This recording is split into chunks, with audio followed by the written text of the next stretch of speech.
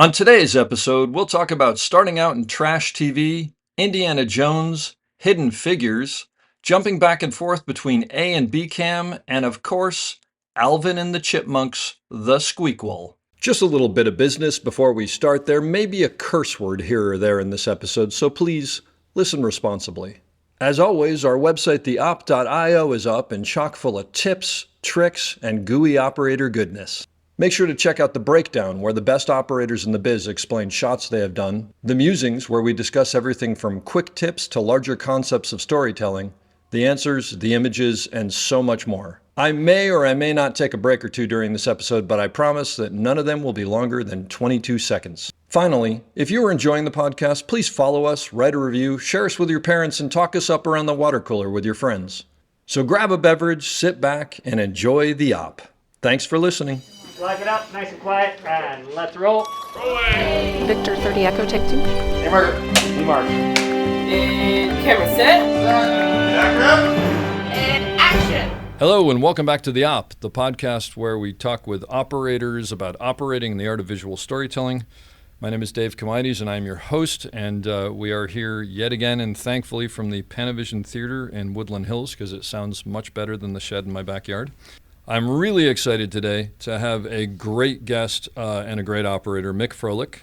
Mick has worked on a ton of stuff. A little sampling here is Indiana Jones and the Dial of Destiny, John Wick Chapter 4, Matrix Resurrections, Hidden Figures, Fear the Walking Dead, Veronica Mars, The Newsroom, and 2 years ago, I believe, he was nominated for the SOC Camera Operator of the Year Award for television for the TV show Hawkeye. The list goes on and on. Mick, thank you very much for being here. No problem. Thanks for having me. It's great to see you. I haven't seen you in a long, long time. I know. I think it was, end of last year or the year before, we were maybe going to do a show. Oh, I forgot about that. Fizzled COVID and all the confusion That's of it right. all. And then the time before that was when we met on Happy-ish, which was like 1982 or something like that. I know, and it took that long. I don't know how we could know of each other and then it'd be that long. Yeah, exactly. Well, that's the way it happens. You're always busy. Neutrons collide. So listen, tell me, how'd you get here? What's your story? I have probably a very unconventional background as far as migrating towards operating in film and narrative television. It was probably 96 or 97 I moved to Chicago after university. And I went to school downstate Illinois. And I went up there to either go to law school and be an attorney, because I had 2 bachelor's degrees of fine arts in film and a political science bachelor's. And after about 5 minutes of thinking about it, I knew I would never be a lawyer. And I ended up... Thankfully. Yes. Yeah. Although, right now I'd probably... Right now in the strike, maybe. could be more helpful as an entertainment attorney. Yeah. But no, I ended up working on a talk show called The Jenny Jones Show, like complete trash TV. I think I remember that, actually. Oh, was it? It was a nationally syndicated show? Nationally syndicated show. And across the hall was another syndicated hit called Jerry Springer. Classic. Which, for, finishing high school in a really small town, going to a university in another small town, and then moving to the big city with aspirations of working in movies with 0 connections and 0 chance of breaking in, I thought, holy shit, I'm working on a TV show. Big time, baby. Of course, I call my parents and I tell them I got a job on that. My mother was silent for about 5 minutes. And then she said, well, at least you have a job. There you go. So I did that. And, it was a strange time in Chicago because the industry back then, it was probably the good old days is how that would be described, right? When the movie went on location, they took the whole crew on location. Maybe you picked up a few extra camera assistants in Chicago, or it was the good old days unless you lived in Chicago. Yeah, and of course there were people in Chicago, the Carlsons and people in Chicago that's who you hired when you came to town. Yep. So if you're a nobody who knows no one, then you don't have a chance, or at least that's how it felt. And I did that for a few years. I worked on those syndicated shows, and I was, helping out, and then I was operating a camera, and I was filming these vignettes for the guests who were coming on the show, which you can imagine how colorful those were. but I was also being sent on the road with like a lighting package and a sound package and a DV camera, which I was like, what is this? You know, in school we worked with film and we were, you know, DV cameras didn't exist at the university. And you were a one-man band when you went on the road? One-man band. Wow. And that's for another podcast. I mean, I have stories. I tell my wife sometimes, and she can't even breathe. She's laughing so hard at the experiences I went through. Do you want to drop one? Sure. So, no offense to any of our local 600 friends that are in Florida. How old are you, by the way, at this point? At this point, I'm 22. Okay. 23. Yeah. So you know everything there is to know. Absolutely. About everything. Absolutely. Yeah. You know.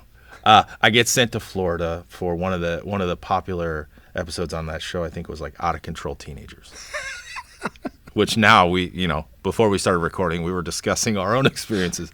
But it's go deal with this father and his daughter who live in a trailer in the middle of the swamp just outside Orlando, and that just sums up Florida in 30 seconds. But the experience of shooting goes fine, right? You're learning how to light interviews. You're like, oh, this is nice Rembrandt lighting, or this is shit. You know, I know not to do that ever again. So there were things banking for later. But the personal experience of this was now I get a call from the producer who gives me the list of questions to ask, and there's no one else there. I have to do my own sound and camera and blah, blah, blah.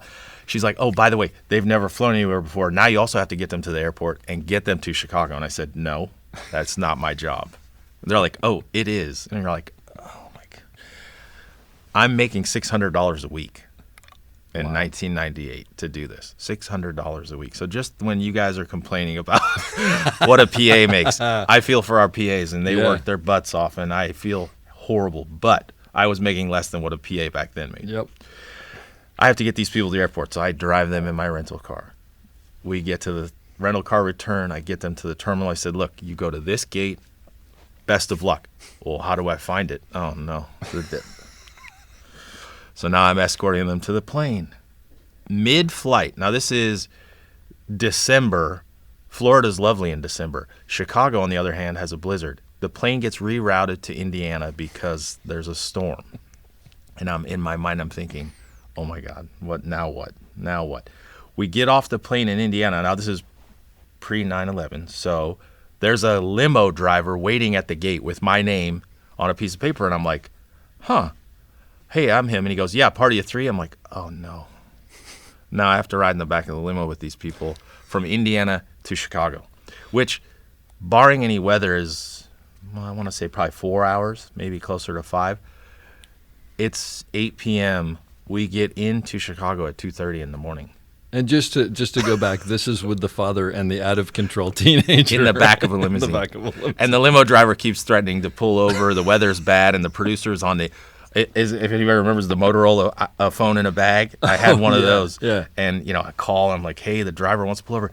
You put him on the phone. You're not pulling over there on the air at 8 o'clock tomorrow morning. And I'm like, oh, never again. So you went back and you were like, I want $650 a week. Yeah. Yeah. I threatened to quit.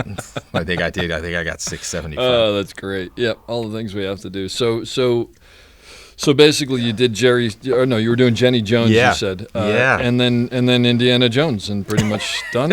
Yeah. Nothing in the middle. Yeah, a couple something of or other probably cheeseburgers. dropped in there a little bit. But No, you know, it's like, so 2002, Chicago just dried up completely. Everything.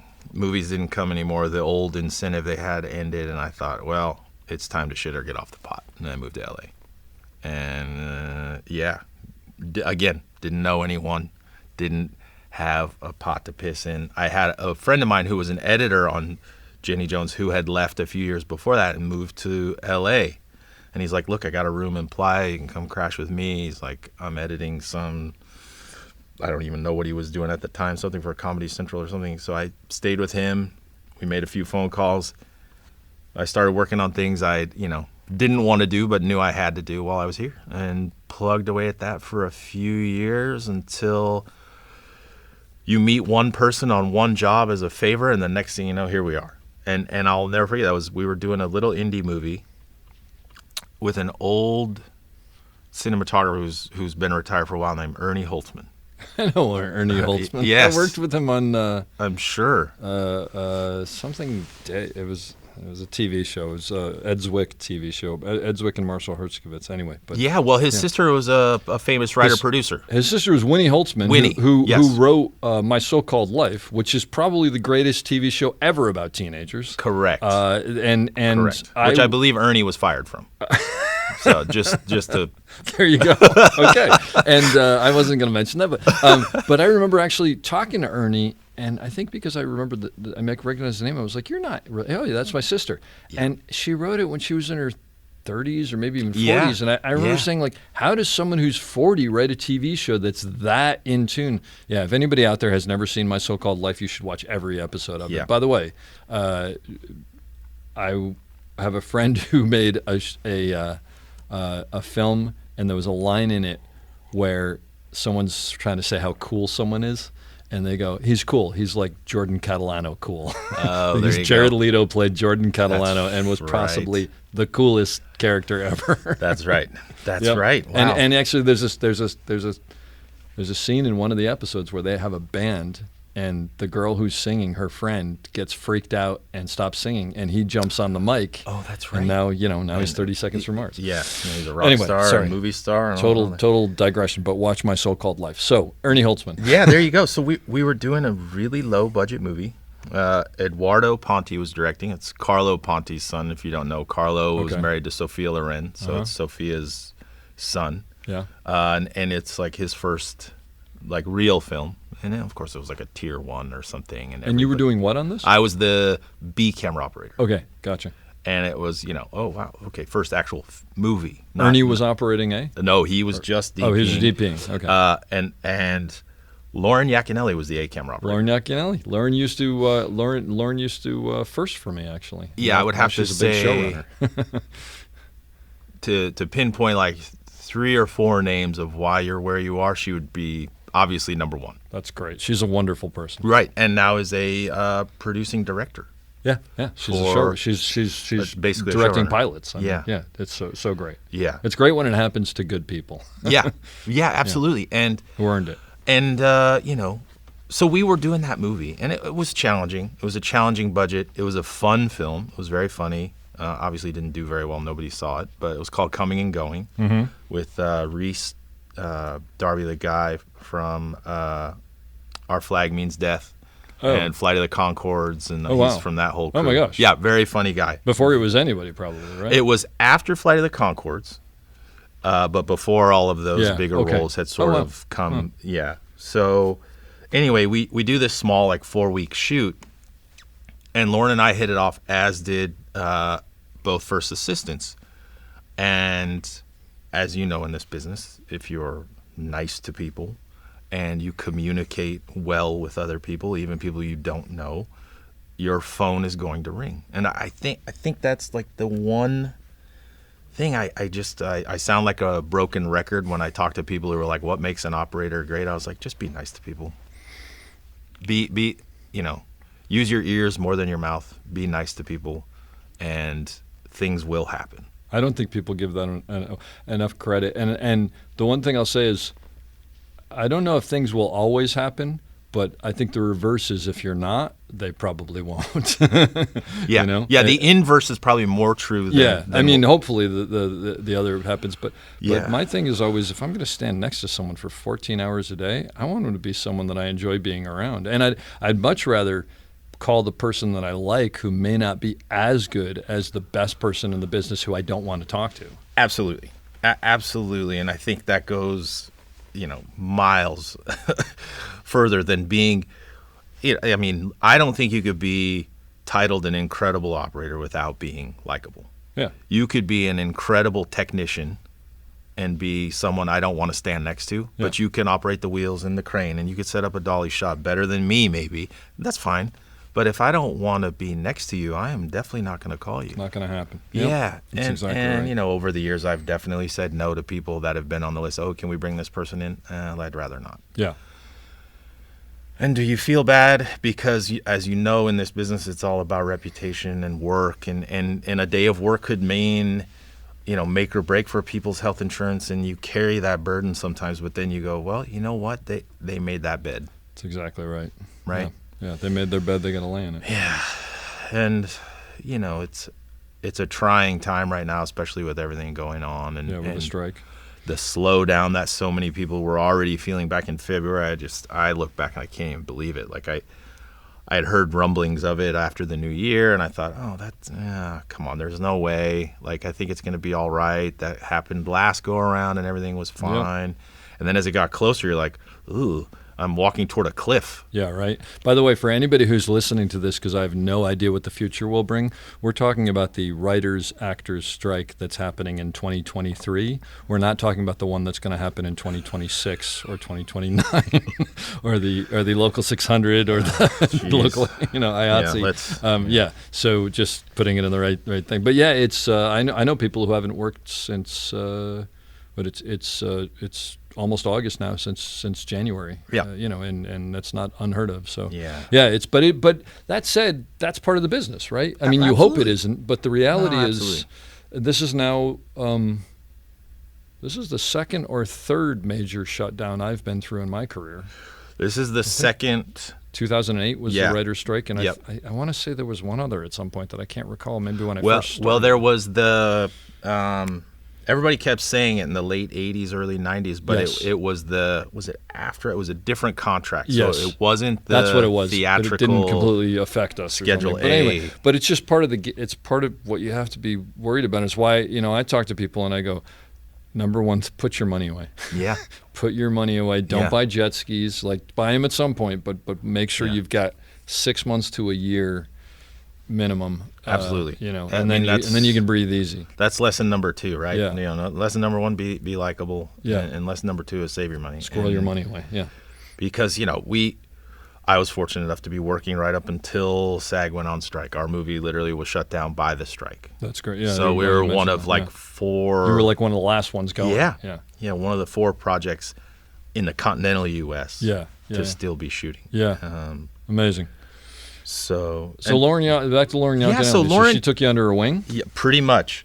That movie was in the summer, and that fall she was working on a show, doing a camera on that show. Wait, let me cut you off for 1 sec. Yeah. Just so basically, you on Jenny Jones, you're an operator, and that's basically just holding talking heads, essentially. Pretty You're not much. doing like anything intricate by any means, or anything dramatic by any means. No, but funny enough, I also would help out on the floor, and we would be there when they would do the syndicated recording, which now on that sort of television, that was NABIT. Okay. So that wasn't IATSE. One of the other unions. So I was in NABIT first. Gotcha. And spent years there, and unfortunately didn't bank those hours in the IATSE, which is a drag now, but it's okay. Yeah. And I did occasionally get thrown in, grab that handheld camera. Oh, I got you. So you had a little bit. A little live recording, getting like, oh, I have no idea what I'm doing. But then you get onto this movie with Lauren as a B camera operator. Yeah. And I mean, did you even know what was expected of you? Like, did you had you been around stuff enough to know this is what a B camera operator does? Not enough. No, absolutely not. And were you straight with her about that? Oh, absolutely. Okay. And I said, look, here's my background. Here's the things I've done. I had shot a few dramatic things. I had done some narrative stuff. I did a little like splinter unit for Weeds because at the time I thought, I'm just going to be a DP. That was like the road I wanted to be on, right? And then looking back, I was like, wow, that was foolish. But, again, I don't think I would change anything. Mm-hmm. I think I'm where I want to be at the point where I want to be at in my life. So we had that conversation, and I mean, look, IMDb even then was like truth serum. Yeah. People are just going to look you up. You can't hide. Yeah. Before you even show up, they're like, oh, okay, so this His is name's where not even on it. Yeah. Like, these credits are kind of a joke. Yeah. Political hire. Yeah, fine. I'll admit it. Yeah. I got no problem with it. There you go. But it clearly didn't affect where we went after that movie. So that said, though, just going back to that, because it's really, you were cutting your teeth. Did you rely on her a lot? Oh, Did yeah. you check in with her a lot? Oh, absolutely, because I would watch her run the floor, and as seasoned as she was, and the background, her father was a DP. She came up as through the ranks, put her time in. First. Yeah, absolutely. She was an exceptional first. And she was really good. An exceptional A operator. Yeah, I never worked with her, but I heard that from people. Yeah, I mean, doesn't surprise me, by the way. Took so much just from that movie, and then later down the road, as the B camera operator on subsequent TV shows with her, and then as the A operator for her when she was DPing. Oh, great. So when I say like, Yeah. she had a big influence on me, it's funny, we haven't spoken in a couple of years just because we've gone different ways. Yeah. But it's funny, I look back and it's like, without that phone call of, hey, can you come in and we got a C camera on this TV show? I was like, yeah, sure. And then sort of the same thing happened, that I went to that TV show. The DP of that show liked me enough to where I was like, oh, well, we do double ups every like 7 days. You want to come in? Yes. You're the okay, guy. great. Yeah. So then This then was it the was show after after the show. movie. Do you remember yeah. what show that was? It was called Lie to Me with Tim Roth. Oh, Lie to Me. On Sure, Fox. I remember that. Yeah. Okay. So suddenly you're actually getting thrown in the fire every couple of days and getting like brought back. thrown in the fire is putting it mildly, because I think, on your list of questions, I remember reading one of them, and it was like, was there someone who was influential in were you ever out of your element? I was so out of my depth. I'll never forget one night. Steadicam operator on the series was Barnaby Shapiro. Oh, wow. That's a name I haven't heard in a while. Right. Yeah. So he and Lauren were the operators, and what would happen, when TV, when they would do those double up days, A camera would be with whoever the main unit First unit, DP whatever, was, yeah. or in this case, they had the alternating DPs, and they liked their operators, so the other DP would take Barnaby to do A on that unit. Well, one night I'm with Barnaby, and something happened. I can't remember if he fell ill or had a family emergency, but he had to leave. And all of a sudden, the Titan comes out. The Titan crane. Yes. Yeah. Was a big, like, drivable, rideable crane. With one old school key issue that if you don't know and didn't come up through the ranks and spend 20 years as an assistant, at 4 o'clock in the morning, you completely forget. And I did it. And Bob Heine screamed at me so loud. Bob Heine was the A camera focus puller. Oh, I see. Okay. We're on the Titan. We're doing the master shot. We're down at one of those big processing plants in El Segundo, the scary night exterior, right? Yeah. Sodium vapor lights everywhere, and the crane's going to drop down, and the cars pull in. So we do the shot. It's great. Not worried about the technical part of operating. Get to the bottom, take the seatbelt off, immediately go to step off the Titan. Bob starts screaming because I'm wound up. I'm like nervous. I'm now doing A camera for the first time on this show. So for people who may be listening, just to explain what we're talking about, is these cranes are very, very specifically weighted so that they can move easily. So they put you on the crane, you strap yourself in so that you don't get off the crane, which Mick apparently forgot at that point, and then they weight out the back so that there's the same amount of weight, or it's a mercury. It's a mercury system. Oh, that's right. There's a mercury that's right. system. The Titan so it's actually has mercury inside of the arm, and they move it back and forth. Yeah. I forgot about that. It is not a fast thing. Someone told me, Titan is Chapman, right? Yeah. Yeah. Someone told me that, and I don't know if it's true, but that because of that, the Chapman owns more mercury than like anyone else in the world, I or believe something that's like true. that, which is crazy when you think about it. I remember when I first found out about that. That was amazing. But anyway, so they move it back and forth, so it's actually not so the same amount is on the back because it's different, but so that it's weighted correctly. Yeah. So if suddenly someone steps off the front, that back of the crane is gonna go hunk, and it's gonna shoot the other person. The up first in the assistant air. in the camera will go into the air at a very rapid pace. And there's a very specific you only do what Mick does. Well, hopefully you never did what Mick does, but you only attempt to do it once. And what you do is you strap yourself in, and then you say, "Am I okay to get off now?" And they say, "Yes, you're okay to get off," or "Wait," or whatever. And then you say, "Okay, I'm getting off now." And then you unclick. And I usually go, "And this is me stepping," because I'm so afraid. It only happened once.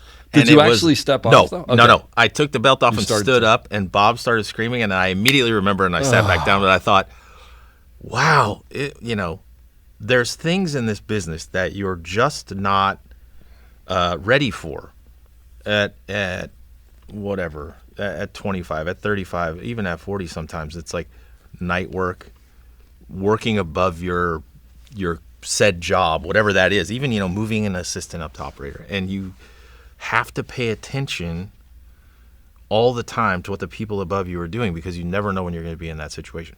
No question. Right? So because I could totally see, first of all, You've moved up, so you've got all of a sudden the weight of everything. You're doing this cool shot, so you're like, oh, I'm making movies. This is cool and whatever. Yeah.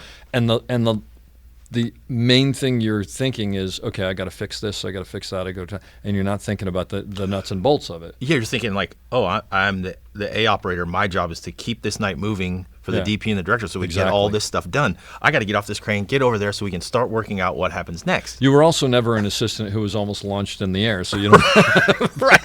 right. Because I bet he never stepped off the crane. Yeah, that's amazing. So how did you, let me ask you a question, because I can't think of a situation of mine, although they exist. I just can't think of one. But where you do something that is so bad, or almost in this case. Yeah. How do you on set in that moment? How do you recover from that? Like, because that has to throw you and suddenly make you go, I don't have any idea what I'm doing. How do you not let it destroy you when something big happens like that? The implosion was happening. Yeah. And the DP came over and grabbed me, and immediately we moved forward, and we didn't talk about it, and nothing happened. And I learned a very valuable lesson there as well that I've carried with me to this day, to the last movie. When something that near catastrophic happens, you just don't. In the moment, you don't dwell on it. You move past it. You keep the day moving. At the end of the night, you talk about it. You basically do a breakdown. What did I do wrong? What can be better? How do I never do this again? Exactly. Yeah. Whether it's with yourself, which is what I did in the car, because I was like, that's it for me. Yeah. The phone's never going to ring again. Yeah, I'm not even on the call sheet. Yeah. I hear you. Yeah. But, and it's like looking back on it, I was like, that was just one of those things where obviously the ambition side of me took over the common sense side of me for 30 seconds. Yep. And again, another valuable lesson. Could happen to anybody. By the way. Absolutely. And it's, fortunately, we don't use that piece of equipment very much anymore. And when we do, it's almost, I think the last time we used one, we put a 50-foot Techno on the Titan. Oh, my gosh. So I'm not anywhere near it. No. I'm on a set of wheels. A remote crane that you're operating remotely. But you've got two grips standing there with a Titan. I will tell you, I can't remember his name, unfortunately. Our key grip on this movie, Dead Man's Walk, which was a movie that we did. Andrew Mitchell was my first assistant, and I was the B camera Steadicam operator. It was a movie of the week. It was a mini-series, Lonesome Dove mini-series in Texas. And our director was with the finder, and they put him up, to look at a shot. And they had said to him, "Now don't step off." But of course, the key grip is there anyway. It might have been the dolly grip. No, dolly grip was probably in the bucket, so key grip was standing there just in case. And as soon as they got down, before anybody could do anything, the director stepped off, and I remember watching this, and the key grip lunged and grabbed onto the edge of the platform. Oh yeah, because he was smaller though, got pulled up about halfway in the air and is hanging 6 feet off the ground. But in his mind and in everybody else's mind, has successfully averted disaster, because otherwise the bucket would have come crashing down and would have destroyed the crane. Yeah. And we decided then that the director was not going to go up on the crane. No longer allowed. Yeah. But it is kind of amazing to me sometimes how innocently dangerous this business can be. Absolutely. With stuff that clearly is dangerous, but we don't think of it. I even look sometimes at you're working on a Hustler dolly or something with a pneumatic arm like that could totally crush your leg. And inevitably you're in some physical position where your foot is down inside there where it shouldn't be, but you're like hanging out over the end, so you're countering yourself there. And at any point you're like, well, if the hydraulics just went, it would just break. Or even if they didn't go, your dolly grip's always watching, but if for some reason they were ready to do a sudden drop and you were in there, it would just snap your leg in two. Yeah, absolutely. Good times. Absolutely. So get in the film industry; it's good for you. It's all about longevity. So Lauren, so basically, it's one of those work became work because you kept on meeting people and moving forward. Yeah, exactly. And then that show on Lie to Me, I met a first assistant that I, to this day, still work with. That's great. We just did a big second unit back in January for a film. And we've been friends outside of work and obviously on set ever since then. So, and it was one of those jobs where when you're the B camera, you're just there. I was always right behind Lauren. Yeah. And within earshot, whether they were talking about what she was going to do or what the coverage was with the director. And that's sort of that thing of like, be the fly on the wall. You're going to learn more just by listening and standing there than you are by being on the dolly thinking you know everything. And, I bet we need this shot. I bet we need that. Well, maybe you should go listen for a little bit. Yep. Absolutely. And, that expectation of your B camera operator that we talk about these days a lot, right, is knowing what coverage is, knowing what the style of the show is, and then listening to the A operator and the director discuss what they want, what the director wants, and the DP, depending on what the show is you're on and the workflow that's been established, right? Like I work in Europe a lot now, and you've got lighting cameramen. They just want to know where the camera is and what lens you're on, and the director and the operators talk about what the shots are. And obviously the DP will have an opinion and may weigh in on some things that would work better for him or her, and you'll do that. But for the most part, they want two strong operators to talk to the director and get the day done. Yeah. Right? So what you expect out of that B camera operator, I think I learned that working with people like Lauren, working with people back, even when Barnaby moved up, like Barnaby and I did a show or two together where he was A and I was B, and it was the same thing, right? And other operators at that time that I came across in day playing and stuff, and really started to sort of imprint upon me what it would take to be a good operator. And what do you think that is? Well, it's those things I've mentioned already, and then a little bit more. I mean, I think instinctively having a good eye. Clearly. Not everybody knows what composition is. Yeah. And what's appealing. Like we need a close-up on a 75. Okay, great. And then you look at somebody line up a shot. And now that I've been shooting a lot more second units especially and double ups and some other things, you're like, well, not everybody really knows what good composition is, no matter how many movies they've watched. Yeah. So you're saying now that you've been DPing second units. Right. And so you're looking at it through a different lens. Yes. You're behind the monitor. Well, and the other thing is I haven't DP'd a lot because it's not something I'm necessarily interested in, but I have. I mean, some. And it's interesting because what I found was I'll go, give me a close-up. Let's get a close-up on a 35 or whatever it is. And they'll line something up, and it won't be what I would have done. Right. But then I try to step back and go, well, but that doesn't mean it's not where my head goes. Right. But let me look at this, and it's weird because what you end up realizing is there isn't one way to do everything. There's there clearly isn't. But you were saying about framing.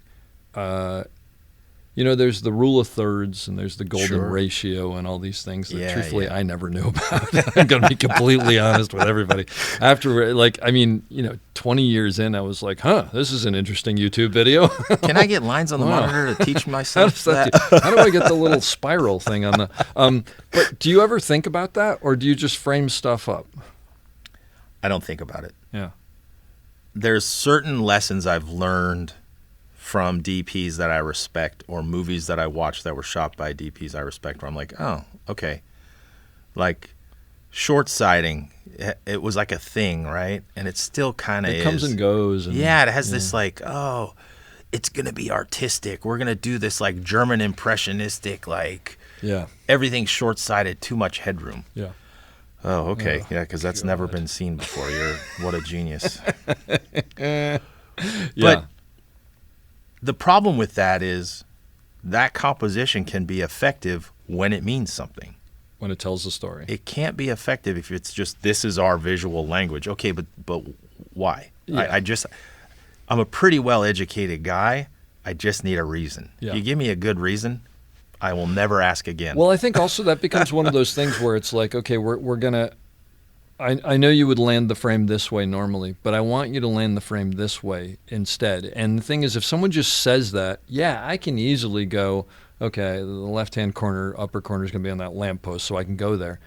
But the shot doesn't make sense. But if they say, here's the reason, because he's just been hit with all of this information, and I want you to push in and just put him in the bottom of that frame because he's swimming in the world and he doesn't know what's going on, or something like that. Then it's suddenly like, oh, okay, now I can land that frame. You have a vision. I'm here to execute it. Yeah, but I'm totally with you.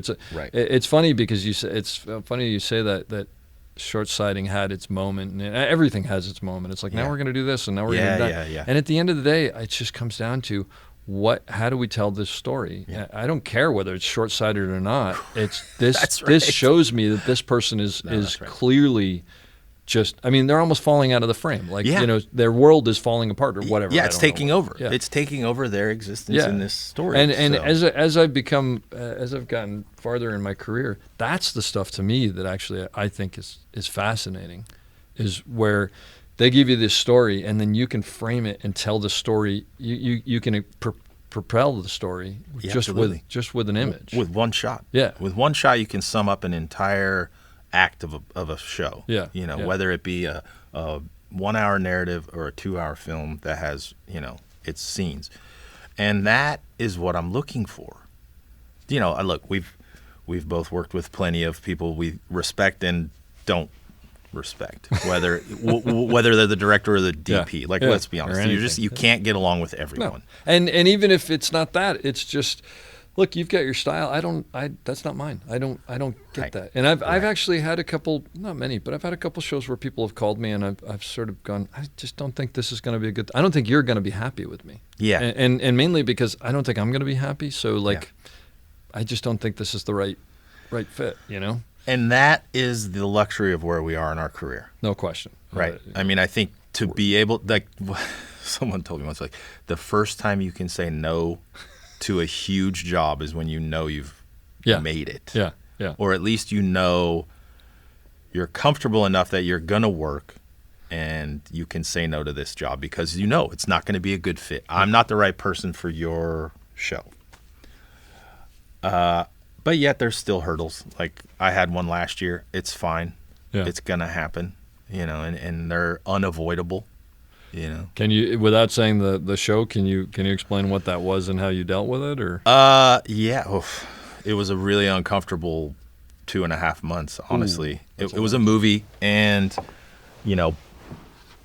I ended up there by default, really. I mean, look, we all get a reputation for being good, being nice, whatever, being capable, and then I don't do Steadicam. And the director didn't like Steadicam, knew they weren't going to use it, so to save a big budget item was just like, not even carry one. Yep. Let's get someone who doesn't do it. There aren't many of us, right? That list of operators who do movies, it's gotten less, yeah. Yeah, it's gotten less. And look, I mean, at some point I'll probably move up in the next year or two, so that's another name off the list. Yes, you move up to DP. Yeah. So, anyway, during prep, I already knew I made a mistake. Oh, because of a personality conflict with someone? Personality, but also I looked up the material of the director, and I was like, oh, okay, I see the vibe, but maybe he's cool. Maybe we'll hit it off. Yep. Complete opposite. But during prep, I was like, okay, so I've been brought in because there's some really difficult shots to execute. Third axis head crane up on a platform, doing all kinds of things that take experience to execute. Not just the spinning of the wheels, but how to fix it. Or how to know it's not going to work, and the thought process behind that. Yeah. And during prep, I said, look, these two shots, there were a lot of long oneers. The appetite was to have quite a few of them in the movie, and I thought, well, first of all, why? Can you tell me why? Because the script didn't read that way, you're saying? Not at all. Okay. Yeah. No, not at all. There's portions of the film where you're like, okay, this one works because it's kind of this uncomfortable situation and the shot's taking too long to develop, and maybe that's on purpose. I get it. That works. I see where your head's at. But the one that I questioned was why does it have to be? He's like, because I want it. And I was like, that's the answer I wasn't looking for. That's a red flag right there. Yeah. And that was during prep. And I was like, oh, okay. Yeah. All right. And I said, well, look, this one's going to be really hard. I was going to say, that sounds like a round peg into a square hole situation. Yeah, with a rubber mallet. Oh boy. But we got through a lot of the film. There were a couple of dust ups, and looking back, obviously I should have handled it a little differently. I think looking back, every situation you can say that about, right? Yeah, because looking sure. back, you can take all the emotion out of it and everything else. And Yeah. I don't know if you're the same way, but I almost look at every shot I do and I go, I could have done this better. I Yeah, could have absolutely. done that better. No, absolutely. Even when the shot is near perfect, I'm like, you know, that would have been better if we'd have done it on a different lens, or if I would have started it a different way, or ended it a different way. Yeah. So it ultimately ended with the shot I'm discussing about in prep being executed, and The one that he said, because I want it that Right. way. Yeah. and maybe I had a chip on my shoulder already because of that conversation Yeah. 12 weeks earlier. And then when it came to executing it, I was like, this is not going to work. It's not going to be comfortable. Things are going to go wrong. And they did. And I'm getting screamed at. And I'm like, why am I getting screamed at? I warned everybody that these were the pitfalls. And I don't know if this situation was that, but I've been in that before. And what you want to do is you want to turn around and go, I told everyone about this. This is not on me. But the reality is you just got to sort of, I mean, not that I always do this, but the right way to do it probably is just to sort of take it and go, okay, let's just keep pushing through. Let's figure this out. Let's, Right. because the blame game at that point doesn't help at all. And I'm not going to pat myself on the back, but to my credit, I didn't go there. And I did. It's hard. It's At very the hard, first though. 5 or 6 times I ate it. And I said, look, okay, let's try something different. I'll talk to the dolly grips. We had a 15-foot mini techno on a process trailer on a practical road with the roof of the car removed and the camera flying around you said inside mini the car. techno, you lost me. Yeah, exactly. And it was just one of those things where I was like, horrible. this is a recipe for disaster. And I was just, in prep, I was like, we should just do this on blue screen or on some sort of. Yeah, you had a better way. I've been in those situations before where going into it, you say to the DP and the director, I really don't think that this is the right way to do it. I think it can be done this way. No, we're not going to do it that way. Yep. And maybe I'll ask for the reason, maybe I won't, whatever. And then as you're getting closer, you're like, I'm really worried about this shot. And then you get up and do it, and it's not working. And they go, why isn't this working? And you want to turn to them and go, are you kidding me? I mean, this is verbatim the You conversation. know why this isn't working. This is verbatim what happened. And but the interesting thing is, the reason I bring it up is because it is sadly such a common thing that happens. Yeah. I think people get tunnel vision and there's egos and there's whatever. Absolutely. And then the old conversation, the movie, to go back to this, when we're doing the interview, the movie I was on that was shut down due to the actors' strike. I am the B operator on. Jeff Haley is the A camera operator on. Okay, Jeff Haley, great A camera study camera. Another very well established operator. Yeah. So, and we worked together over the years on a few things, and this movie sort of came about in a weird way of how we all ended up on the jobs we're doing. But we were like, oh, we're going to do a whole movie together. This is kind of cool. Like, I'm actually going to do B camera and not worry about it. And the conversation we had, because when you're good enough friends as operators, you carpool to work, even on location. Exactly. And Jeff and I carpool every day. Done that many times. It's the download at the end of the night, which is fantastic. It's the what are we in for today on the way to work. The only downside I've found is when you're the B camera operator and you get released 2.5 hours early. Yeah, but then I usually Uber back. Yeah, that worked out. Or like I would wait an extra 15 minutes and ride with my first. Yeah, and we're in Oklahoma. No, nothing was too far apart. But anyway, the conversation we keep having that I think is another valuable thing for even established A operators to step back and remember is that most directors have a fraction of hours on set that we have. And people forget this every time they start rolling their eyes at a director's idea. Wait, what do you mean Oh, you mean he's done 2 movies. They've been on set a fraction of the amount of time. Yes. Because while they're prepping for 4 months, we're on some other show getting all that. They're prepping for 14 years. Yeah, no, absolutely. And we've been working. You know what? You know what I'll say? That's a very Jeff Haley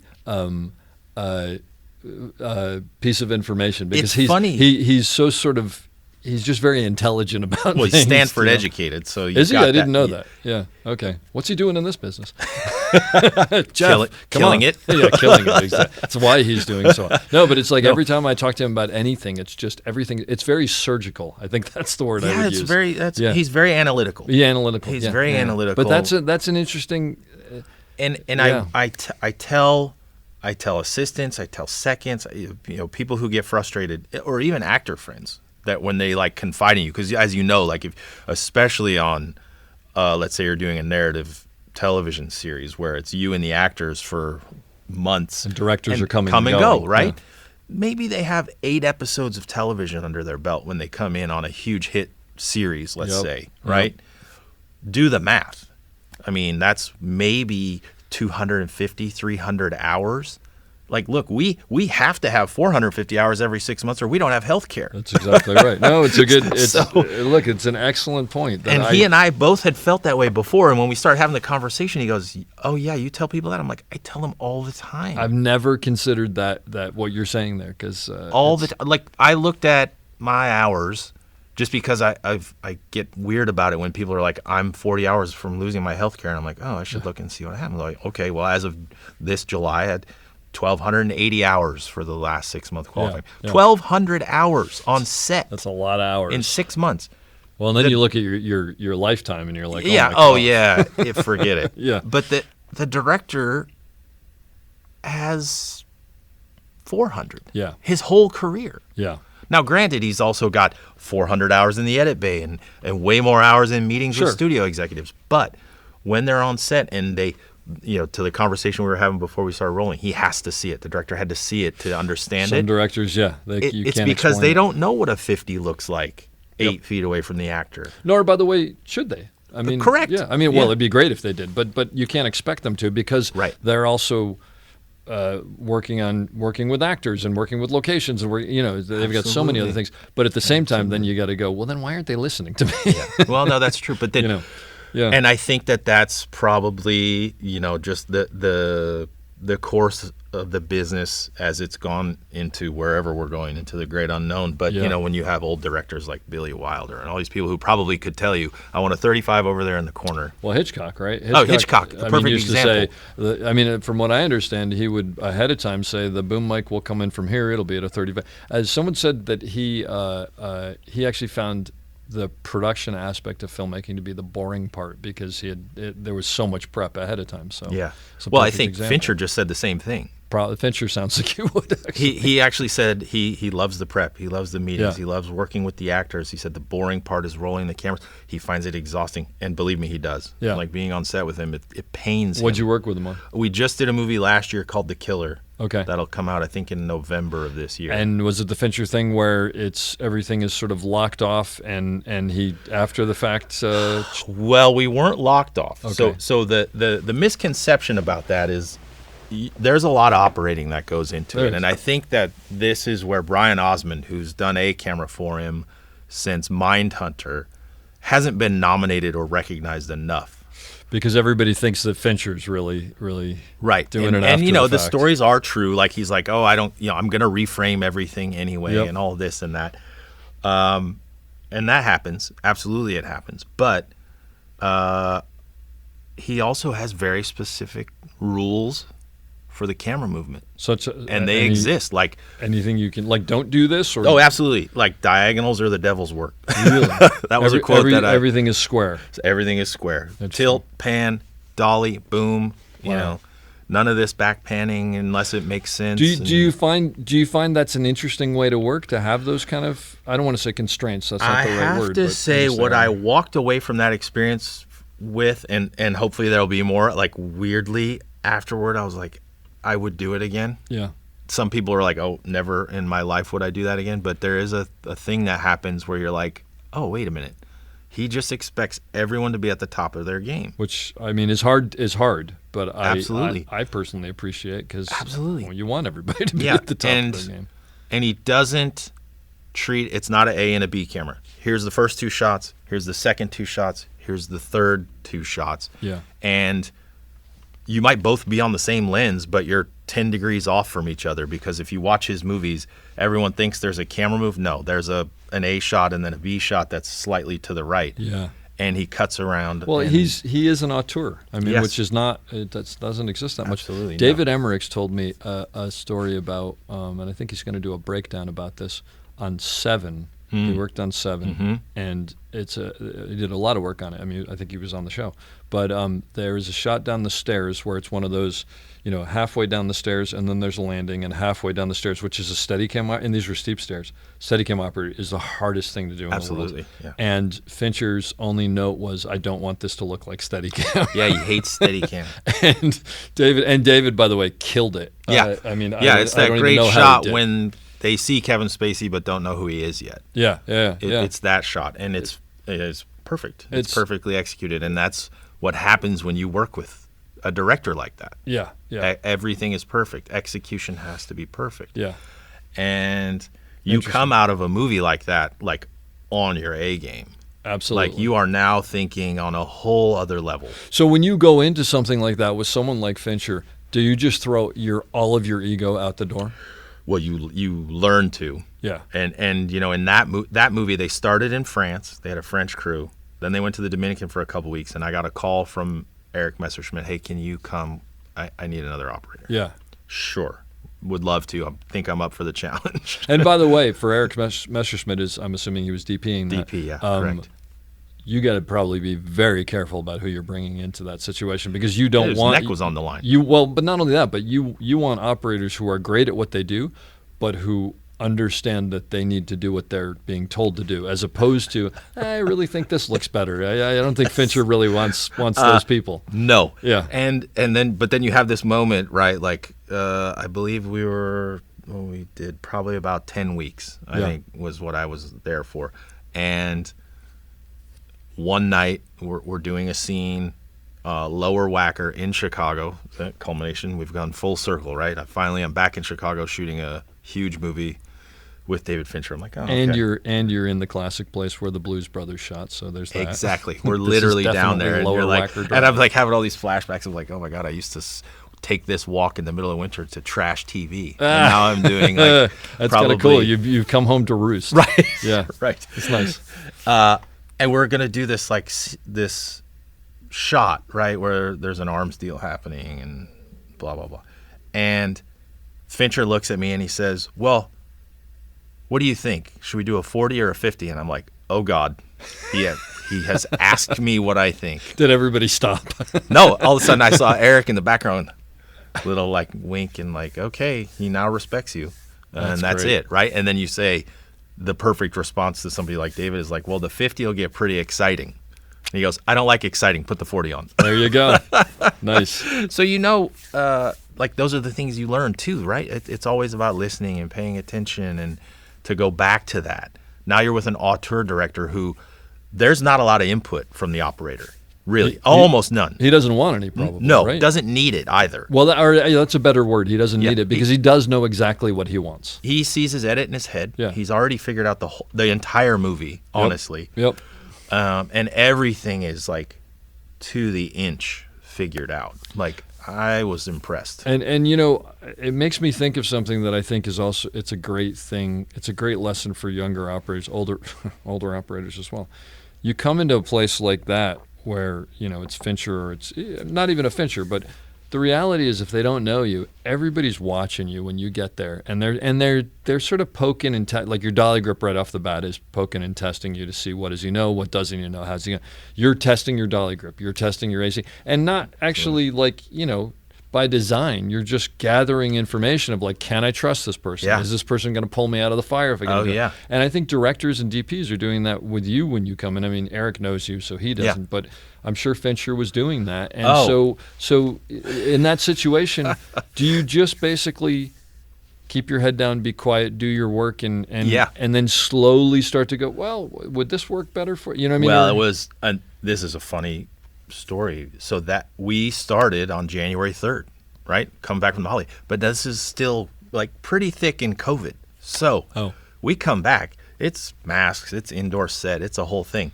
3 days in, I'm like, I haven't said a word to anybody. Yeah. Other than my dolly grip and the focus pullers who I knew and everything, and you know, and keeping the day going. But like I've barely even said anything to Eric other than, oh hey, do we like that? Is that too much kick on the wall over there? Yeah. Blah blah blah.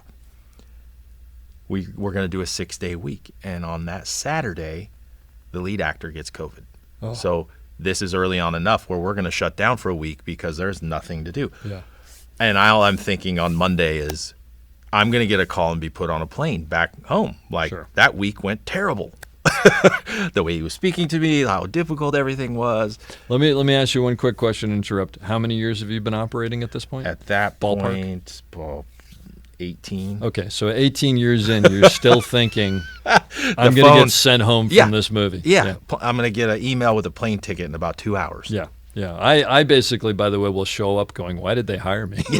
Yeah, I pre-stress out about that. exactly. But anyway, so COVID It never goes away, does it? No, Like, it doesn't. no, I mean, never you know, goes. it's like you're like, should I put all my stuff on the truck? Because I'm Yeah. probably going to get fired this afternoon. Unbelievable.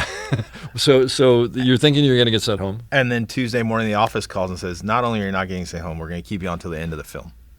Because at first they were like, well, we're just going to have you do the first location, maybe not do the move to the second location. We may pick up a local in this other city. Because it was four different cities left. Oh, I see. Yeah. And then it was like, no, you're on till the end. He wants you around. And I'm like, how is that possible? He being Fincher? Yeah. But you're like, oh, okay. There you go. But even after we started back up, it was definitely a good month before I even felt like I was in a place where I should even offer anything up, unless it really was egregious, you Yeah. know, like an egregious, like, oh, that doesn't look good. Yeah. And then I would speak up, and then it would be noticed and addressed, and it worked. And I think, you know, those little things, it's like those little bricks that end up building the fortress. Yep. And if the directors and DPs, and this is the other thing, I think, you know, advice for young operators, it's like if the director and the DP know you're looking out for them, not just, oh, this is going to be a cool shot, that goes a long way. Yeah. And that doesn't necessarily always mean the same thing on certain movies. Yeah, okay, it could be like, oh, you're looking out for the DP's lighting on this, or you're looking out for the eye line for the director by knowing when we turn around we owe something with another eye line, just so they're not screwed later when they're cutting the film. And those things go a long way. And I think, like, to be that, I don't know what well revered, I guess would be the word, by the director or whoever, you know, it ends up leading to other things. Like I did this other indie movie later on in LA called End of Watch. Oh yeah. Okay. Tier movie again. Yeah. Was going to be all handheld, but all handheld in the sense of we were going to wear this thing that had just come out called the Easy Rig. Oh boy. Yeah. Yeah. Yeah. And I couldn't wrap my head around why they insisted on us using it until I went down to the rental house and I met with the DP and I met with the director, and the director told me what his ethos for the film was, and then it all became clear, and then there were no questions asked why. And what was that? It was supposed to feel as if somebody was running around with a handy cam grabbing this story. Okay.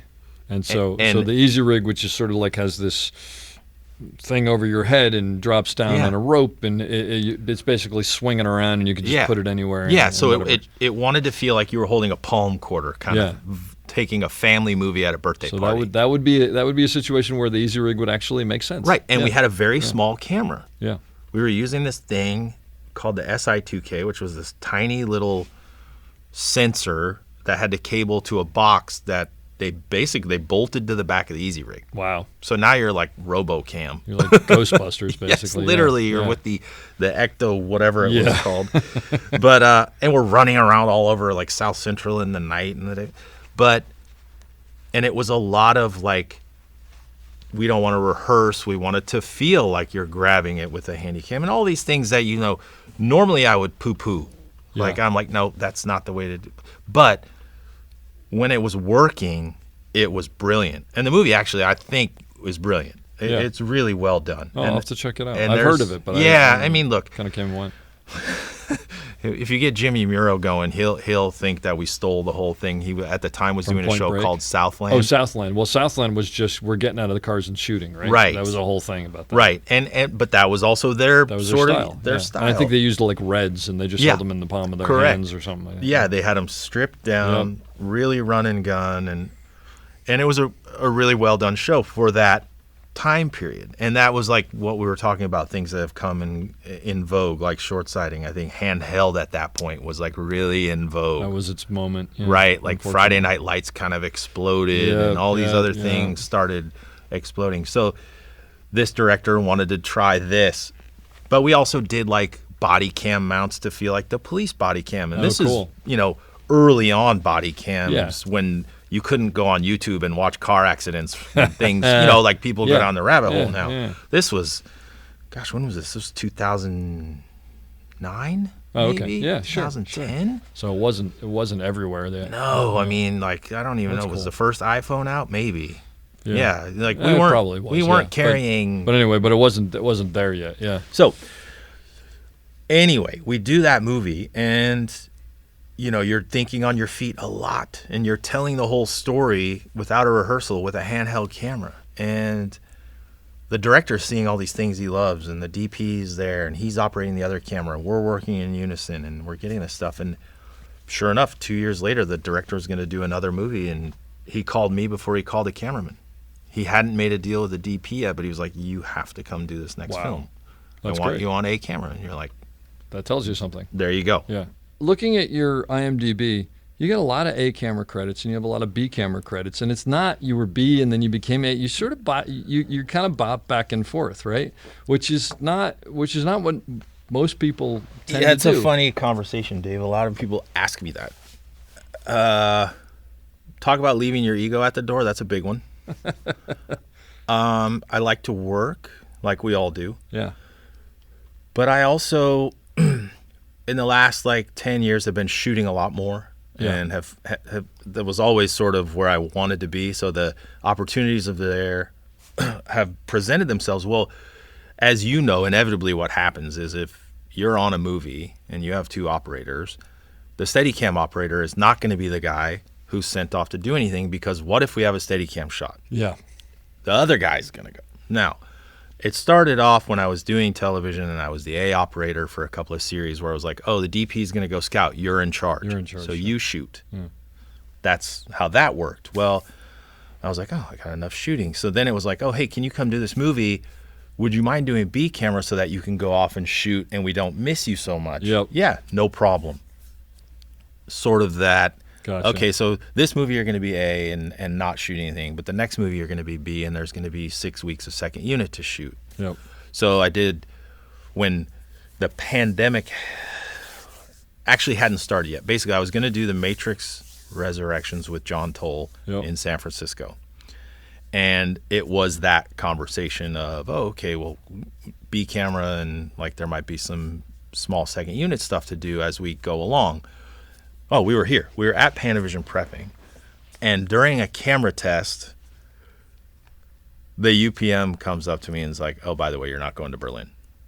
So the 5-month movie just turned into a 5-week movie for me. And I was kind of hard. I was crushed. Yeah. But it happens. I totally got why it happened. It's totally fine. Whatever. The politics of filmmaking. Yeah. But basically, things happen for a reason. And I was at my neighbor's having a beer in Ojai, and I was telling him about what had happened that day while I was down in Woodland Hills. And my phone rang, and it was another DP. Hey, would you mind coming out to Atlanta? There's this thing they're doing now, a streaming series for Marvel. And I'm like, what's that? And basically it was like, can you do B camera, but there's going to be a lot of second unit. And they don't want to carry a second unit, so it'd be great if you could do it. I'm like, no, it sounds perfect. No idea what streaming is, but let's go. Yeah.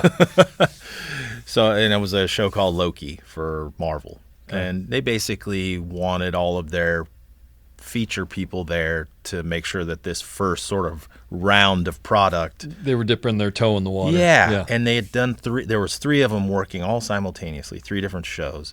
and they had all their people, all the people that had done their movies were working on them. It was great. It was a good experience, but that was sort of that.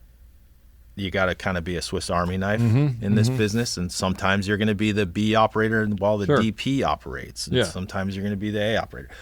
I don't have that, like, I only do A camera kind of conversation. I don't like that conversation. Yep. I don't like when I've had to call Steadicam guys to come do a movie with me, and that's their answer, and I'm like, well, that's a drag. Like, this is a really fun movie, or I think this movie could be great. And you get well, I only do A camera. Oh, okay. Well, talk to you later. For the record, call me, because I actually like doing B camera Steadicam. Are you kidding? I would. Well, here's the thing. I don't get called a lot for B camera because people are like, well, he doesn't do B camera. And I'm like, who does everybody think I am? I just like to work with good people on good projects. And the thing is, there's no question that I love doing A camera, only because I'm so in the mix. Correct. But, yeah, absolutely. But then, and I sort of joke about this, but I sort of don't. I actually really love doing B camera, because the great thing about B camera, and I say this as someone who's been there as the A camera operator, is as the A camera operator. I've said this before in here. I did season 2. I filled in for Jody Miller for like a month on Snowfall. Oh yeah. And Patrick Rousseau. Do you know? Oh Patrick? yeah, I know Patrick. Patrick Rousseau was a B camera operator. Patrick's like the quietest. He's so nice and he's so talented. I didn't know who he was, so I'm like, oh hey, he seems like a good guy. And of course, you go in and you're kind of. I mean, I went into a working situation, so it is what it is. But I'm sort of trying to figure out like, what does he know and what is he doing, whatever. And I'd be like, all right, we're going to set up this amazing shot over here, and it's going to come up over the rise, and it's going to see the whole city, and then come around them, and this and that and the other. And then Patrick would be like, I'm going to be here on a sandbag, and I'd look at it and be like, God, that's so much better than what I'd just be all excited, and I'd look at what he did, and I'd be totally deflated. And Jess Lackoff, my I know. Yeah, Jess Lackoff, my assistant, would be like, "It's okay, Dave, your shot's still good." I'm like, "No, it's terrible. I can't do anything." But there is, and I like I say it sort of jokingly, but there is that part of me that loves sort of being the B camera operator and just sitting back and then going, I know exactly where my shot is, and then finally figuring it out. It's great. There's something, and it's not that I like it better than being A, because it's a totally different set of things. But the two questions that I have, although I had a thought and I wanted to share it because we were talking about it before. You said at one point something about making a cool shot, and I wonder whether you feel this way. It always seems to me, A or B, that if you try to make a cool shot, you're probably not going to succeed. But if you try to tell the story well, you'll often come up with a cool shot. I think that the latter is what makes it a cool shot. Yeah, I mean, and it may or may not be depending on what it is. Yeah, but I yes. think that for me, it's always about telling the story, and not necessarily, when I say the simplest way, I don't necessarily mean a lock off in the sense of like, but it could be as simple as all we need is this really well timed out left to right dolly, and we're going to tell the whole story with handoffs, and all these things could develop, and it could be breathtaking. I find that 99% of the time when we come up with something and then we come up with something simpler, the simpler shot is the better shot.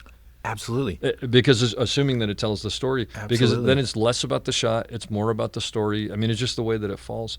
But so the question that I had about going A to B, though, is do you find that you have to sort of, you're doing a big job as the A camera operator and then you do a big job as the B camera operator. Do you have to like mentally turn off some switches because you're not in charge of the set as much and different things? Or I think at the beginning, maybe I did. But I think at this point, and maybe Haley would have a better assessment. I'm going to get him here next. He's like, he's terrible. No, I think what happens now is because you know what's needed, for the edit. Yeah. And maybe it's not coverage, but maybe it's just at some point we have to cut out of that big shot to something. Yeah. Whether it's even just like a medium master, you know what that is. And what I think really is helpful when you're doing A camera, what's helpful for the B operator is to know, okay, Dave's going to be over there on a technocrane on a 35, and he's starting up high, and he's dropping down. He's pushing. His right frame line is over here somewhere. So I'm going to watch this rehearsal from over here somewhere. Yep. And is there a part of the story that can be told over here where I'm out of the way, that the DP can still light, that the director can use in the edit, and that's how you have to approach your day. Yeah. If you do that, it doesn't matter what letter your camera is, you're still telling the story. Now, are you in charge of the set? Not necessarily, but guess what? Everybody still needs to know what you're doing. Exactly. You still have to communicate with everyone. You still have to have, the same sense of filmmaking that the other camera does. So Yeah. the whole ego thing, I think, is the key. It gets a little weird, and I mean the reality is, there's a reason that there's A and there's B, because there just has to be a little bit of a hierarchy, just so things don't get crazy and confusing. Right. But the way that I always look at it is, ideally, you really have two great camera operators, and the B just doesn't have as much of a palette to work with, just because something has to start the ball rolling. Sure. Yeah. But there are often Absolutely. times where I'll be working on things, and the B operator will just have such a better shot, and I'm like, you know what? Lose that piece of dolly track I have there. They need to see this. This is a better shot. Who cares? Yeah. It's telling the story. Absolutely. And I think the DPs, the good DPs, recognize that and appreciate that, because you're both just trying to make the best story possible. Yeah.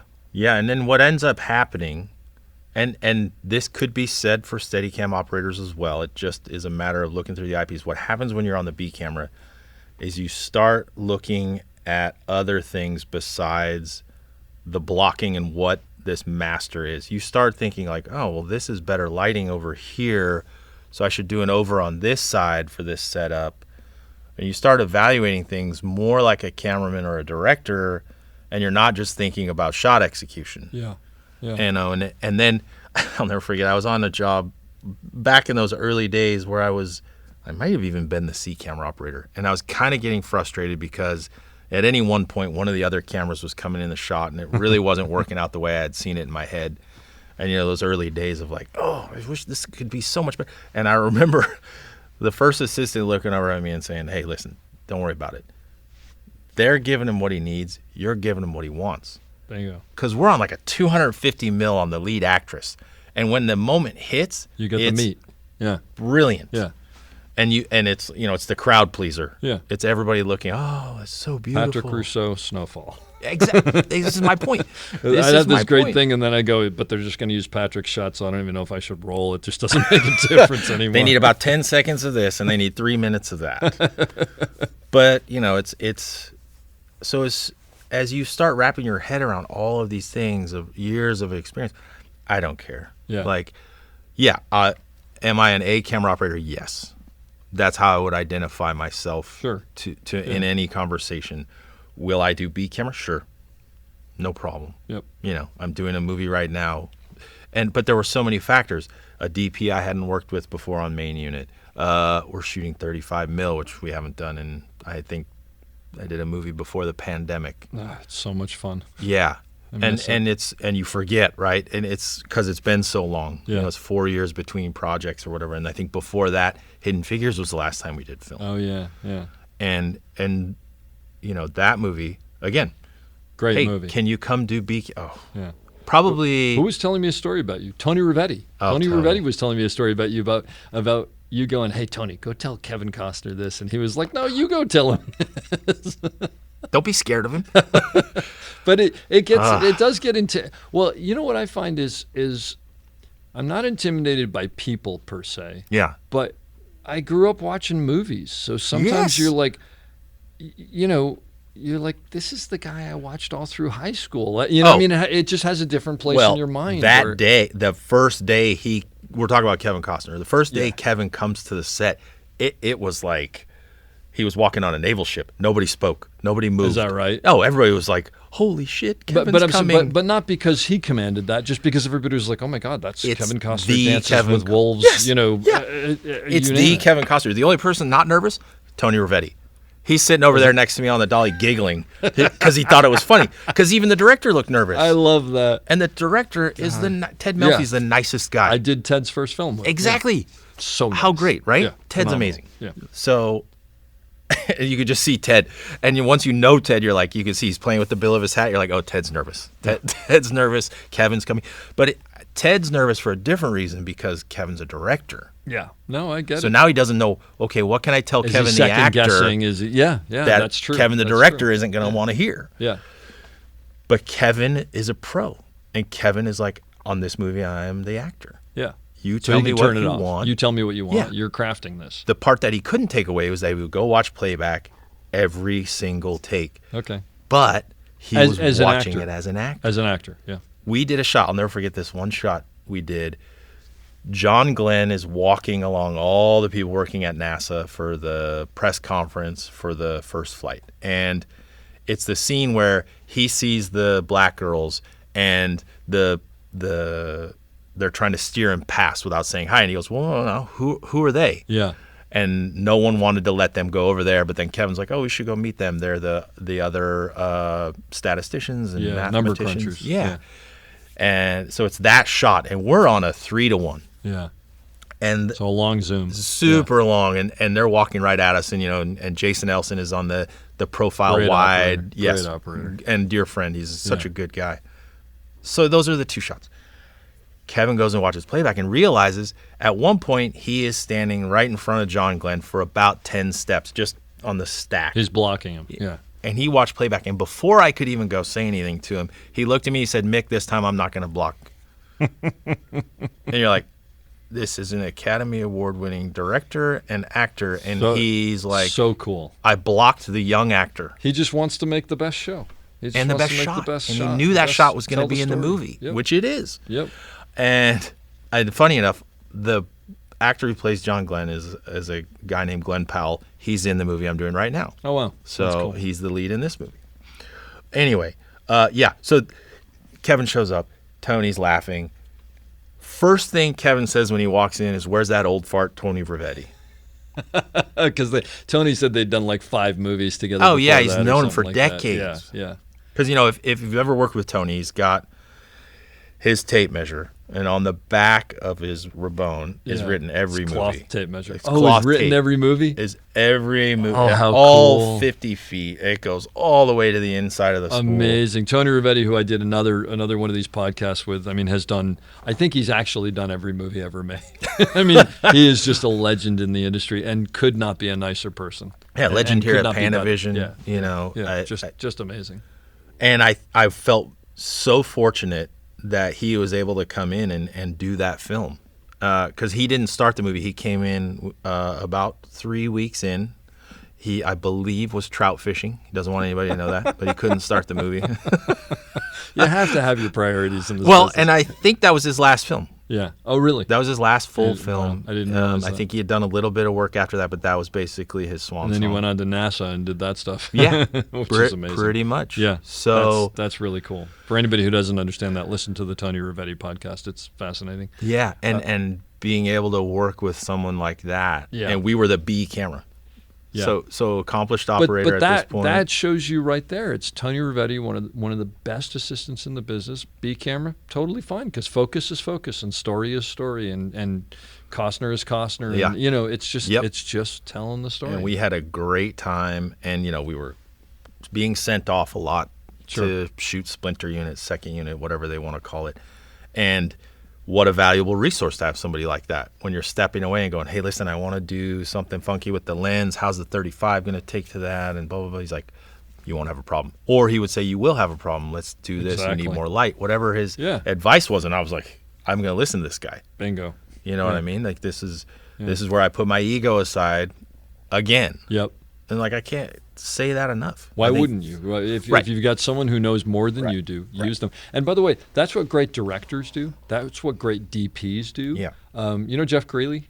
Oh, very well. Yeah. So Jeff Greeley's thing is he'll come in and be like, yeah, she's going to come around here and she'll come over there and she'll Dave, just make it better. And then he'll go back, and then if he has a specific thing, and not to say that Jeff doesn't know what he's doing or whatever, Oh, but he knows that I know what I'm doing. Right. And that I know what I'm doing. and he's got a light and he's going to do other things. So he's like, I don't need to tell you. You're going to make it. You're going to, know. And then he'll come in and he'll, give his 2 cents or whatever. Absolutely. But that's what great DPs and great directors do, is they know how to delegate and they know how to trust people. And it's not about them. It's about the larger picture. It's about Guy B was on here and he was telling me that Chris Chulak, who we both worked with on ER and Third Watch and a bunch of other things, used to say the star of the movie is the movie.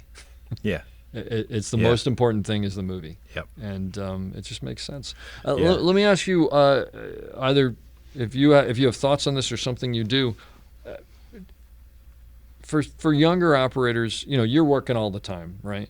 For younger operators who maybe work and then may have some time off and they're trying to learn, what do you, when you were younger, what do you do in between to try to hone your craft, to try to? It's hard because I don't know what, as a conventional operator, non-Steadicam, whatever title you want to get, there isn't a lot of practice out there. Yeah. I know Steadicam guys do like to put the vest on and work on skills that up the stairs, down the stairs, whatever those things are. For all your other operating, there isn't a lot you can do. I mean, they're not going to just drop a 50-foot techno crane off at your house so you can goof off.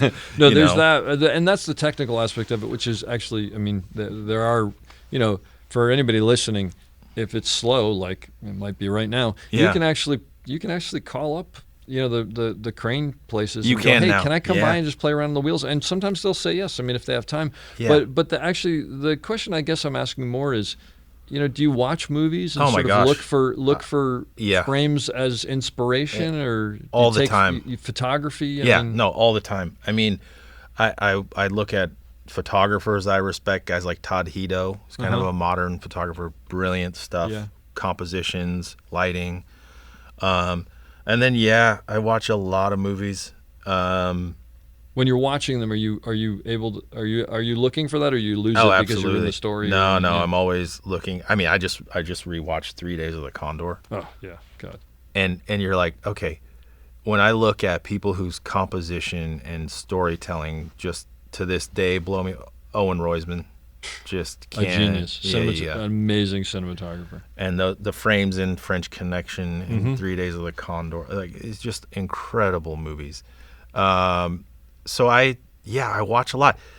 I watch a lot of modern stuff to see what's cool right now, especially the stuff where I'm like, I didn't go to the theater because I didn't think that movie was for me, but it got a lot of attention, so I need to watch it. Just see what's working. Watch the shows that people are talking about. Like you mentioned The Bear. It wasn't a show a lot of people watched, but then through our community, word gets out of some things that Maloof did that are worth watching. Yeah, and Gary Maloof, the operator, who did an amazing job on that show and actually did a breakdown for me of season 1, episode 7, one take, 17-minute shot. That's the entire episode. That who was telling me? Were you telling me? Someone was telling me they watched it. Oh no, a buddy of mine was telling me that he loves the show. And when he watched that, and he's a filmmaker, when he watched that episode, he didn't realize it was a oneer until almost the end because it works so well. That's when you've done your job. Yeah. That's when you've done your job with a oneer where, look, now they're in vogue. It's like everything else we talked about, how it goes through. Extraction 2, which is fantastic. I mean, they did amazing work, but they... Technically, you also are aware of it because some of the things that happen are so... big, impractical. Well, just impractical. Like, you're not going to run on the ground in the prison and then somehow end up on a bridge, walk over the guard's shoulder, and then drop down on the top of a pickup truck. That, so you're taken out of it. I think when Children of Men did the first one, wow, you're not paying attention to it because the story is so terrifying and compelling. Absolutely. And then you were like, wait, they haven't cut. What happened? they hit an edit, but I didn't notice. Well, I've talked about this on this before. By the way, for the Extraction 2 actually did work for me, only because it was so overwhelming that I was. I mean, it's fantastic. It's like an assault on your senses in a good way for what it is. But I know what you're talking about. But the one that I've talked about it before here, 1917. Like, I went into 1917 going, all right, I know I'm not going to enjoy this movie just because I'm not going to be able to like just get lost in it and whatever. And 5 minutes into the movie, I never thought about the camera again. I just was sucked into the story because it worked for me. I know some people it didn't work for, but for me, it worked. It totally worked. Yeah, the only reservation I had on that was we're on your back so much. Now, granted, things are happening around them. Well, that's why all the time. I expected it to be like I'm gonna go. Oh, how did he step over that? And I didn't. So for me, it worked. Yeah. But the thing I was going to say was you were talking about seeing new stuff and watching older stuff as well. Couldn't agree more. But I think there's two parts to it. One is so you can sort of go, oh, that's an interesting way to frame that. There's that. Yeah. But then the other thing is to you have when you do get back on set, you have a way to dialogue with directors and DPs. Like, oh, you know what? I was just watching this, and they did this really cool thing, and I think this would work there. And if they've seen that, then suddenly you have a frame of reference. Absolutely. And I don't know if you came across anything, but this is what happens, right? Like, whatever's in vogue. Like after The Revenant came out, everybody was like, "Oh, we want to do it like The Revenant." I'm like, is he going to fight a bear? Which part are we? You have to see it. Which part are we talking Just about? because everybody's going to talk about it. But it's, yes. So you're right. It's twofold. We're in an ever-evolving medium where our education never ends. Never. And the cinematographer I'm working with on this movie, pre the SAG strike, legendary cinematographer Dan Mindel. Uh-huh. And he's like, I asked him one day, I was like, how long till you hang it up? Like, he's at that age and his kids are grown and they're, he has a house in Kauai, so like life is good. Yeah. Like, and he's like, the day I stop learning on set would be the day that I know that I'm done. Yep.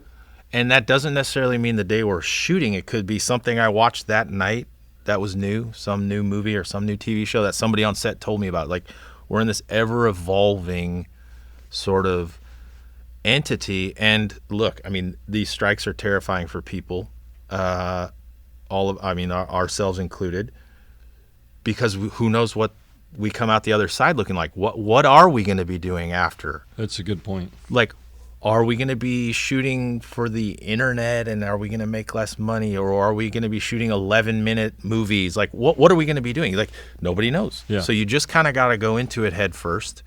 That's it. Embrace the fear. Embrace the fear of your first day on set as the A-camera operator. Embrace the fear of your first day on the Chapman crane, and don't fucking step off without asking first. Yeah, don't do that. If you take nothing else from this, do not step off the crane. But, embrace those fears. Yeah. Watch new movies. Watch things you didn't think you should watch, because you just never know. A director's going to say, hey, did you see that show? Oh, no, I didn't. Well, okay, well, then maybe you're not the guy for the job. Yeah. Oh, shit. Yeah. You don't want that. Funny story. I went in. I got a day call to go on a movie called Alvin and the Chipmunks, The Squeakquel. Classic. You cannot make that up. No, you can't. The director is Betty Thomas. One of the better Alvin and the Chipmunks movie, I think. Yeah, shot by Tony Richmond. Tony Richmond. Yeah, old English DP. But anyway, directed by Betty Thomas. Betty Thomas from Hill Street Blues? The actress. The actress from turned Hill Street director. Blues. Yeah. And now, Betty is almost your height. Okay. Yeah, that's right. She's tall. 6'2", 6'3". She used to tower over everybody else in the yeah, the gorgeous blonde cop who was 6 foot exactly. something. Yep. Anyway, comes up, who are you? Oh, hi, I'm Mick. I'll be the B-camera operator for today. Did you read the script? Well, no, I asked, and they said I'm a day call, so they're not going to release the script from the studio. She goes, oh, okay. And I said, well, I did read the sides this morning when I got here. She goes, oh, well, that's a step above what the last guy did. Ooh. You can stay. Yeah. And I was like, and she kind of half smiled and then walked away, and I was like, she's only half joking. This is also Alvin and the Chipmunks, The Squeakquel. That's just correct. And that's how important this is, yeah. But the lesson learned there is it doesn't matter what job you're working on. Show up prepared. Yeah. If they hand you a set of sides in the morning, read them. Yeah. If you're only there for the day, read them. Who cares? Obviously, if it's a movie or you're going to be on the series, you're going to read the scripts. That's part of your job and your homework. But as a day call, read the sides. But you also, when she asked you, let her know essentially, I wish I could have. Yeah. They wouldn't give it to me. Yeah. Which I think fault. also was like, oh, okay, well, he wants to be here. Yeah, but clearly. do whatever research you have. You can IMDb, whatever. But don't show up on set and go, oh, they're chipmunks? Because that's not going to work. And they sing? Yeah. And half the time on the B camera, all you're shooting is cement and air. What do you mean cement and air? There's no chipmunks, right? They're all animated. Oh, they're put in after the fact. So, totally.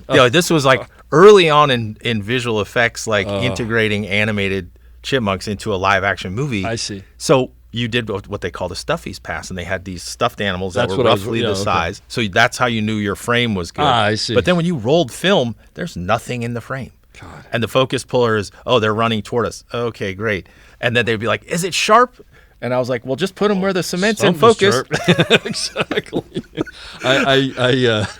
I'll never forget on Ghostbusters was the first time I ever did a big visual effects thing, and they're supposed to be, I don't know, they're running after the big whatever it was, and Bob Yeoman is going, it's really big, and I go, well, how big is it? And he goes, I don't know. And I was like, well, how do I hold it in the frame? He's like, just give it a lot of headroom. And I'm like, is this enough? And he goes, I don't know. And Paul Feig's going, yeah, I guess well, let's give it some more. And it was just this thing of like, does anybody know how big this thing is? And the reality was, it was that thing of where it's like, they're going to figure it out in post and do it, whatever. Yeah. But it's funny about, you're saying shooting the wall.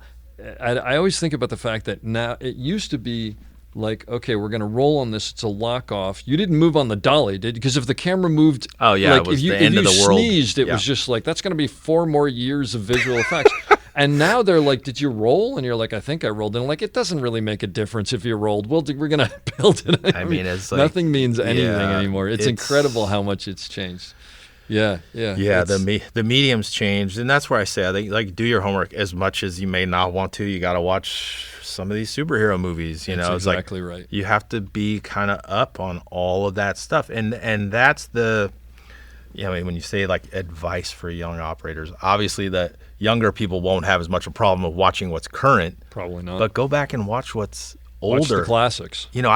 We're doing a movie right now where the 2 leads are under.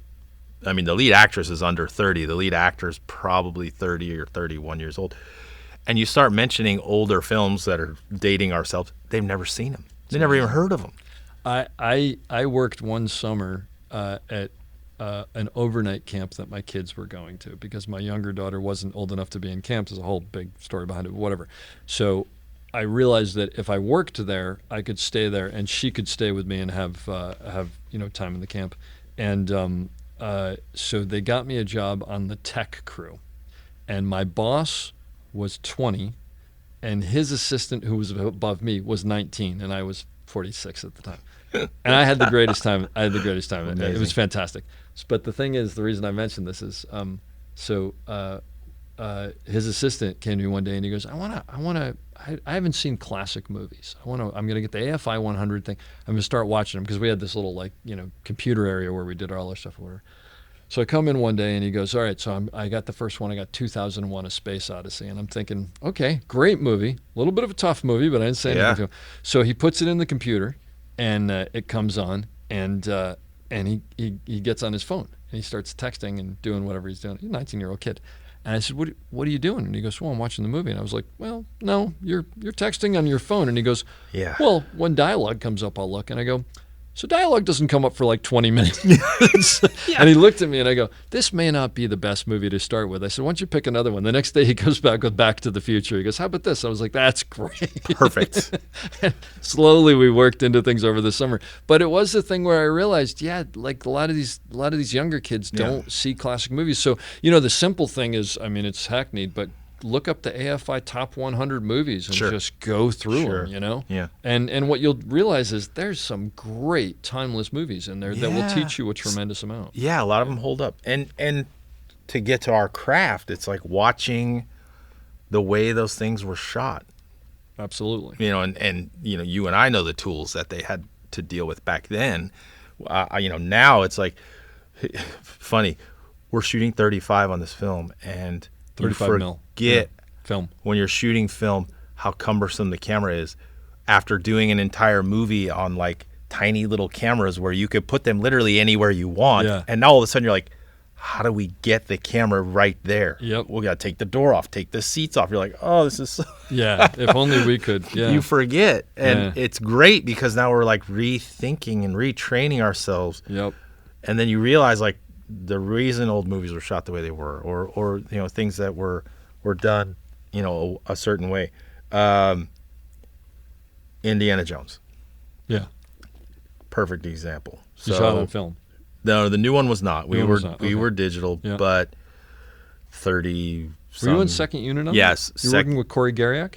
So Corey was the C camera operator, Splinter DP Okay. on main unit because he Gotcha. used to be Faden's gaffer. Yes, no, I know. We went to high school together. Oh, fantastic! Yeah. Wow. As a matter of fact, the first quote Wow. unquote feature I ever worked on was a horror movie in upstate New York called Crawdaddies. I was the first AC and the second AC and the loader on the 16 millimeter film that Corey was the DP on. Oh, fantastic! And yeah, we Fantastic. met them. Yep. So I think, you know, Faden likes having him around because they can talk about lighting, but then he can also say, oh, shoot inserts of the Go do computer this, yeah. or whatever while we go off. But no, Patrick Longway, a DP that I work with Sure. a lot, was shooting the second unit. Yeah.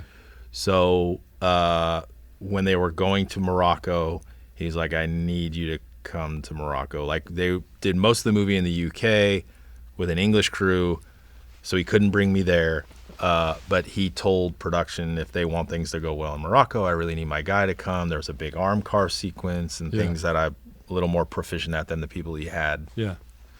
So we went, and it's funny because you read the reviews, and the movie got kind of panned, and I get it, you know, for being a little more synthetic because it's modern and there's CG involved. Yeah.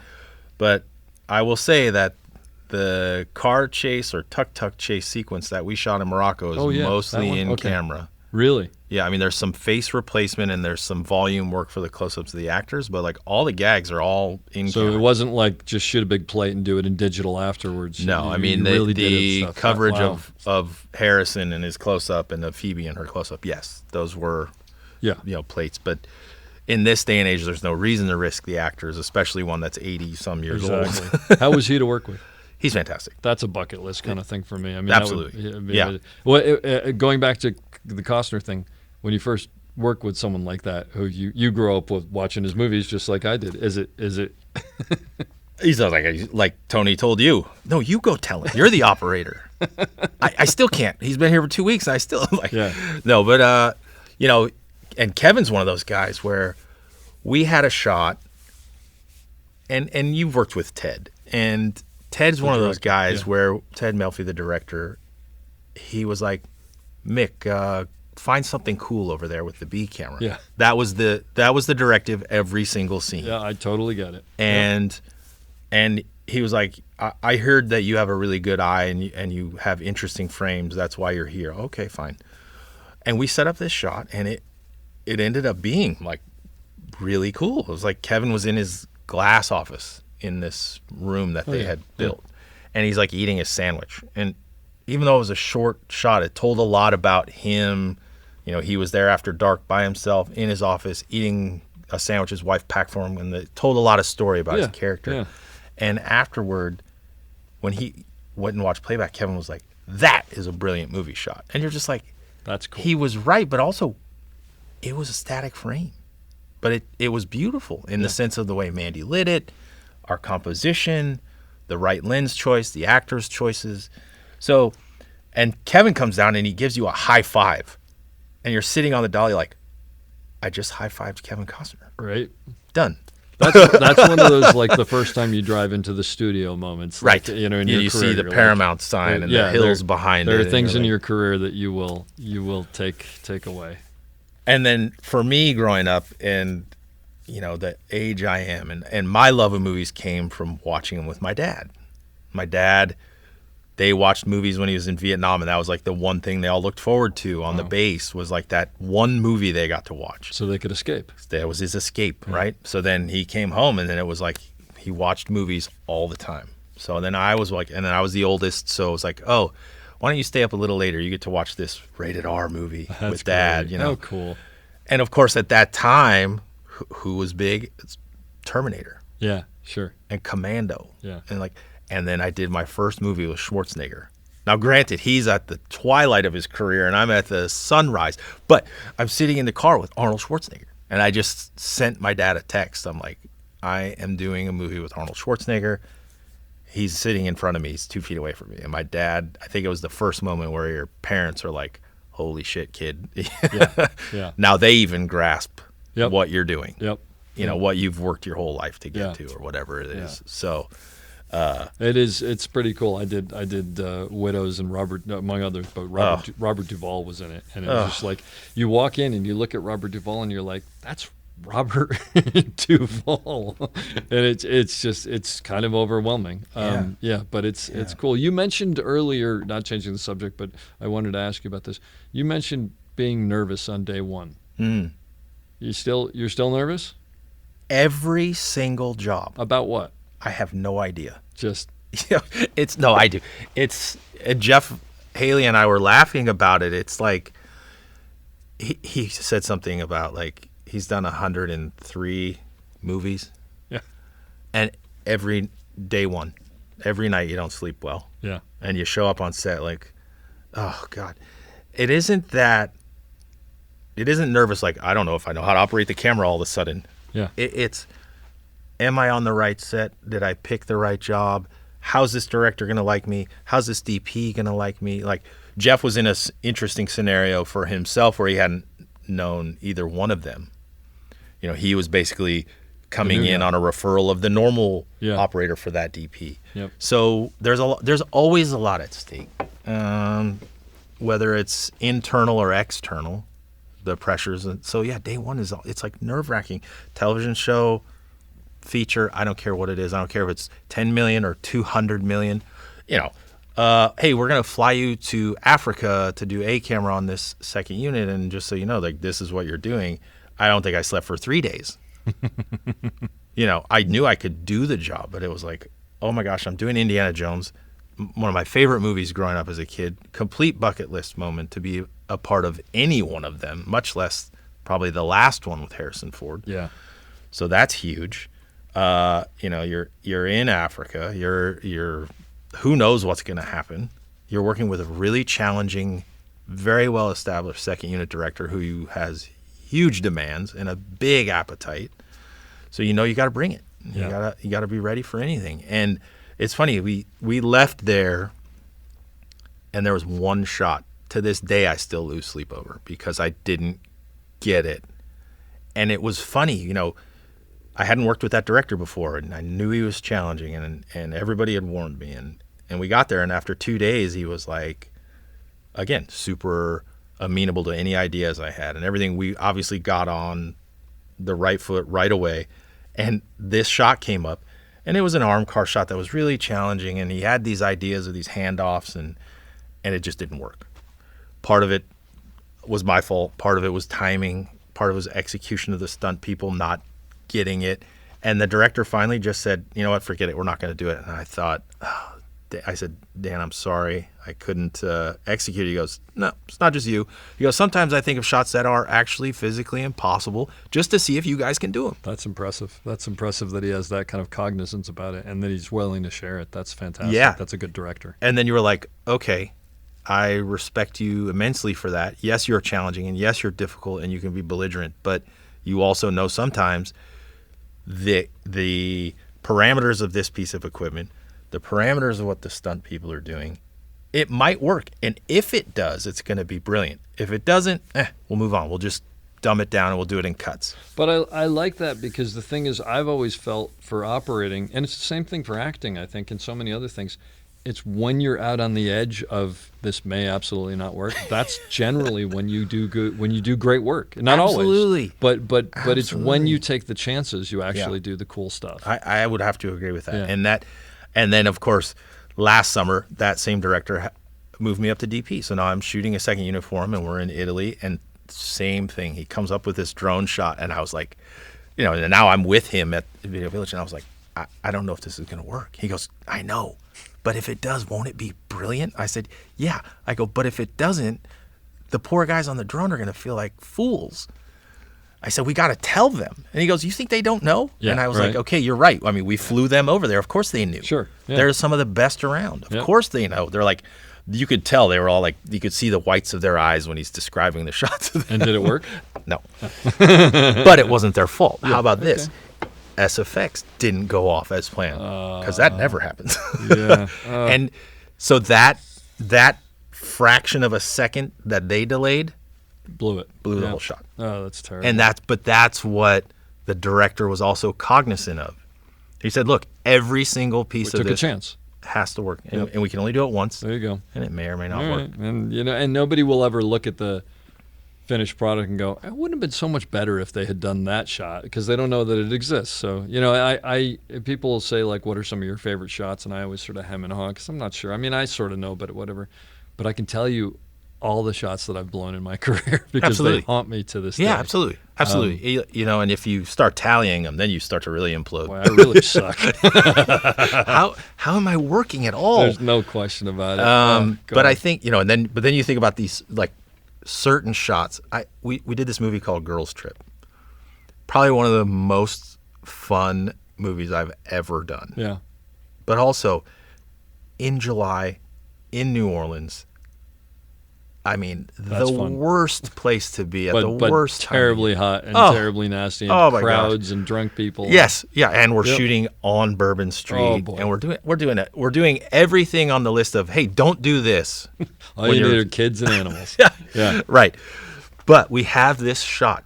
There is zero parts of this shot that are complicated from a technical aspect, other than having to walk up the stairs handheld. Okay. That's it. Yeah. But we are going to be shooting during a live concert where we have down to the minute when the scene can happen on the wing of the stage with the actors and with P. Diddy, the performer, who's going to walk over, shoot this scene. There's one camera to cover the whole thing, and no one knows what's going to happen. There's no script. So it's just like, okay, well, just document what happens, and then hopefully it tells the story. Yep. And then it's like, oh, okay, well, what if anything goes wrong? Well, it can't, because this is the only shot we get at it, because he's performing at a live It's live, concert. basically. Yeah. It's live TV. So going back to, I worked on syndicated live TV. This You is just get Jenny one Jones shot. but bigger. Yeah, Yeah. exactly. Bunch of girls acting trashy on the side of a stage during a P. Diddy concert. Yeah. Just happens to be 50,000 people in the Mercedes-Benz Superdome. So, and of course the shot went off with just a minor hitch. The Preston shorted out, and then it Follow was focus. like, pulled it off, grabbed the barrel. We're shooting digital, so I can see it's in focus. Luckily, there's a ton of light because it's stadium lighting, so it wasn't a big deal There you anyway. go. And the scene is in the movie, and it's funny, and we got one shot at it, and it was great. That's great. But that's the stuff that you remember. I mean, that's fantastic. Oh my gosh, so stressful. Well, listen, this has been great. I so appreciate you being here and all of the information. I want to leave you with one final question that I pretty much leave with everybody now. And it's this. Younger operator, B camera operator becoming an A camera operator, person moving up in the business, whatever. What advice would you give them in order to succeed? And or what information do you wish you had when you were at that point in your career that you know now that maybe you didn't know then? Yeah, I mean, it really boils down to, I think, what we mentioned a little bit earlier is like, you got to leave your ego at the door, and you got to remember what you don't know, which is pretty much everything. You know, when you're the B camera operator starting out, your dolly grip probably knows more than you. Your first assistant probably knows more than you. Listen to them. And pride. Have a little less of that. Ask them for advice. Like, I remember one of those early on B camera jobs where I was just like, I didn't have a clue how to make that shot work technically. I was like, I know what we were being asked to do with the dolly. And I asked the dolly grip and the first assistant, what would you guys do? And I think being able to ask that question, like physically have it come out of my mouth, is probably the best advice to give somebody young, is to just ask. Or go ask the A camera operator, like, hey, listen, I know we're doing this shot. How would you do it? And he'll know. He's okay, you clearly don't know what you're doing. Or you are looking for some advice on how to do it better. And And, if she's done it before, like in the case where I was with someone like Lauren Yaconelli, you'd be like, try this, right? How do I know when to do dance floor instead of on track? Or how do I know when to use a slider instead of dance floor? Like, what? Ask somebody who's been around. Because the inverse eventually will be true, and people are going to start asking you for advice or ask you to be on their podcast and talk about your experiences. And the only way to get there is through the hive mind of what this business is. And I think that's the beauty of it, is at any one point when you're on set, when you're young, there's probably a couple hundred years of experience standing around you that you can lean on heavily. And for the most part, everybody's here to help. That's why they're working, because they're nice and they're helpful and they have a lot of experience. And even to this day, I still ask. I'll ask the B camera operator, if there's somebody like on a set where I'm on a movie like right now with Jeff Haley, and you've got two operators with probably about 50 or 55 years of combined experience between the two of you, we still talk to each other about stuff. Like, hey, how did you do this? Or how would you do that? Or like, mimic mode. What do you like about it? Which head works best for you? And we're starting to talk about new equipment with older operators, and there's still so much to learn. So I think, when you're young, just know what you don't know and look for advice from people, or listen to these podcasts, or go to the SOC website, or go find information that's out there, or hell, look us up in the book. I don't care. I've gotten emails. I've gotten text messages. I got a phone call about a year and a half ago from an A camera operator on a show who was really struggling with a first AD. And he looked the AD up and he saw that I had done a few jobs with him. And he called me and he said, how do you deal with this person? And I said, well, what's going on? And he told me. And I said, well, here's the best way to handle this individual. And then here's how to handle that situation going forward, so that you now have those tools, so you don't have to rely on somebody else like me, maybe not answering the phone. But it's great when you can do that. And that's a resource. Like, he called me. I answered the phone. I'm like, hey, man, how's it going? What's happening? I just thought he wanted to chat. No idea why he's calling me on a Friday night. But he was having a really hard time. And he's an established A camera operator, but he had run into a hurdle he hadn't experienced before. So know what you don't know and lean on the people that do. I hope you enjoyed that as much as I did. We'll be back soon with another great episode. Don't forget to check us out on theop.io for all sorts of information on operating and storytelling. So thanks for listening and have a great day.